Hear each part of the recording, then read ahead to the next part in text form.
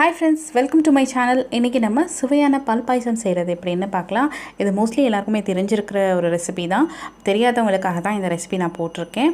So ஒரு வீட்டில் வந்துட்டு திடீர்னு ஒரு விசேஷம் அப்படின்னும் போது டக்குன்னு நமக்கு ஸ்ட்ரைக் ஆகிறது ஏதாவது ஒரு ஸ்வீட் செய்யணும் அப்படின்னா பால் பாயசம் தான் நம்ம போவோம். ஸோ அந்த பால் பாயசம் தெரியாதவங்க இதை பார்த்து கற்றுக்கோங்க. ரொம்ப சீக்கிரமாகவும் இன்ஸ்டண்ட்டாகவும் டேஸ்டியாகவும் பண்ணுறது எப்படின்னு நம்ம பார்க்கலாம். வாங்க வீடியோக்குள்ளே போவோம். சேனலில் ஃபஸ்ட் டைம் பார்க்குறீங்கன்னா சப்ஸ்கிரைப் பட்டனை கிளிக் பண்ணிக்கோங்க. அப்படியே பக்கத்தில் இருக்கிற பெல் பட்டனையும் கிளிக் பண்ணிக்கோங்க. அப்போ தான் நான் போடுற உடனுக்குடன் நோட்டிஃபிகேஷன் உங்கள் பால் பாயசத்துக்கு ஃபஸ்ட்டு நம்ம பாலை வந்து நல்லா காய்ச்சி எடுத்துக்கிறோம். எடுத்ததுக்கப்புறமா அதில் கொஞ்சமாக குங்குமப்பூ சேர்த்துக்கிறோம். இது ஆப்ஷனல் தான், ஜஸ்ட்டு நம்ம ரிச்சாக பண்ணலாம் அப்படின்னு சொல்லிட்டு தான் நான் இதை சேர்த்துருக்கேன். ஸோ இதை இங்கே சேர்க்காமையும் நீங்கள் பண்ணலாம், நல்லா தான் இருக்கும். இப்போ ஒரு பேன் எடுத்துக்கோங்க. அதில் கொஞ்சமாக நெய் உருக்கிக்கோங்க. அதில் நட்ஸு நீங்கள் என்னெல்லாம் விருப்பப்படுறீங்களோ அந்த நட்ஸ் போட்டு நீங்கள் ஃப்ரை பண்ணி எடுத்து வச்சுக்கோங்க. இதுக்கப்புறம் அதே பேன்லேயே கொஞ்சமாக நெய் இருக்கும். ஸோ அதுலேயே நீங்கள் ஒரு கப் அளவுக்கு சேமியா எடுத்துக்கோங்க. அதை அதை நல்லா ரோஸ்ட் பண்ணிக்கோங்க. இந்த மாதிரி பண்ணும்போது நமக்கு இன்னும் கொஞ்சம் பாயசம் நல்லா டேஸ்ட்டாக இருக்கும். ஸோ அதனால தான் இந்த மெத்தட். இப்போது ஒரு கப்பு சேமியாவுக்கு ஒரு கப்பு தண்ணி அது போதும், அதுக்கு மேலே ஊற்றாதீங்க. ஸோ இப்போ தண்ணி ஊற்றிட்டு அது நல்லா வேக விடுங்க. நல்லா கொதித்து அது நல்லா வெந்து வரும். கன்சிஸ்டன்சி அதிகமாகும். தண்ணியெலாம் உங்களுக்கு வத்துச்சுன்னா அதான் பதம். ஸோ இந்த மாதிரி கொதிக்கும் போது அடிக்கடி நடுவில் கொஞ்சம் கிண்டி விட்டுக்கோங்க.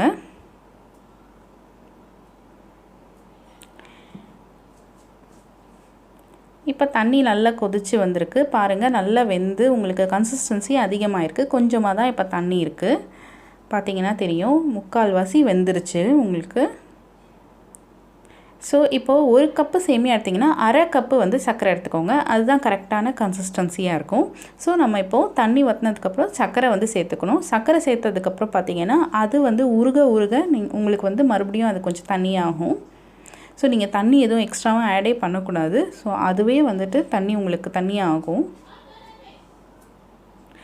இப்போ பார்த்திங்கன்னா நல்லா கிண்டி கொடுத்துக்கிட்டே இருங்க. அப்போ தான் சர்க்கரை நல்லா கரையும், கீழே ஒட்டாமல் இருக்கும் பாத்திரத்தில். ஸோ அது நல்லா கரையிற அளவுக்கு கொஞ்சம் நேரம் அதை விட்டுருங்க. ஒரு கொதி வரதுக்குள்ளே அது உங்களுக்கு சர்க்கரை நல்லா கரைஞ்சிரும். ஸோ இடையில இது மாதிரி கிண்டி விட்டுகிட்டே இருந்தீங்கனாலே போதும். பார்த்திங்கன்னா இப்போ தண்ணியாகிடுச்சு. சர்க்கரை கரைய உங்களுக்கு பார்த்திங்கன்னா தண்ணி ஆட் ஆகிட்டே இருக்குது. இப்போ சர்க்கரை கரைஞ்சோடனே ஒரு 2 ஏலக்காய் நல்லா க்ரஷ் பண்ணி போட்டுக்கோங்க. இப்போ போட்டோன்னே நல்லா பாயசம் நல்லா வாசனை வந்துடுச்சு. இப்போ நம்ம நட்ஸ் எல்லாம் சேர்த்துக்கோங்க. சேர்த்துட்டு நல்லா ஒரு 2 மினிட்ஸ் மட்டும் அதை நல்லா மிக்ஸ் பண்ணி விடுங்க. அவ்வளோதான். அதுக்கப்புறமா நம்ம இறக்கிடலாம்.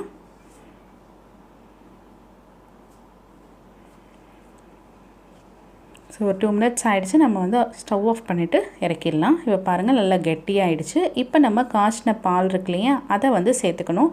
முக்கியமான விஷயம் என்னென்னா பால் சூடாக இருக்கக்கூடாது. அது ஆறி போய் தான் இருக்கணும். இல்லாட்டி உங்களுக்கு தெரிஞ்சு போயிடும். ஸோ பால் ஒரு கப் அளவுக்கு நீங்கள் சேர்த்துக்கோங்க. ஸோ தண்ணி ஒரு கப்பு, பால் ஒரு கப்பு, அதுதான் கன்சிஸ்டன்சி. இப்போ நம்ம சேர்த்துட்டு நல்லா கலந்து விட்டுருங்க. அவ்வளோதான், பாயசம் ரெடி ஆகிடுச்சு. இப்போ நீங்கள் அப்படியே சர்வ் பண்ணிக்கலாம் சூடாக. இல்லை நீங்கள் கொஞ்சம் நேரம் கழித்து நீங்கள் சர்வ் பண்ணிங்கன்னா மறுபடியும் கெட்டி ஆகிடும். ஸோ அந்த டைமில் நீங்கள் கொஞ்சமாக ஒரு அரை கப் அளவுக்கு சுடு தண்ணி மாதிரி சூடு பண்ணிவிட்டு நீங்கள் அதில் ஊற்றிக்கலாம். அப்போ மறுபடியும் உங்களுக்கு பழைய இதற்கு வந்துடும். ஸோ அவ்வளோதாங்க இந்த ரெசிபி. ரொம்ப ஈஸியான ரெசிபி. இதை நீங்கள் ட்ரை பண்ணிட்டு உங்களோட ஃபீட்பேக் கமெண்ட்ஸ் சொல்லுங்கள். தேங்க்ஸ் ஃபார் வாட்சிங்.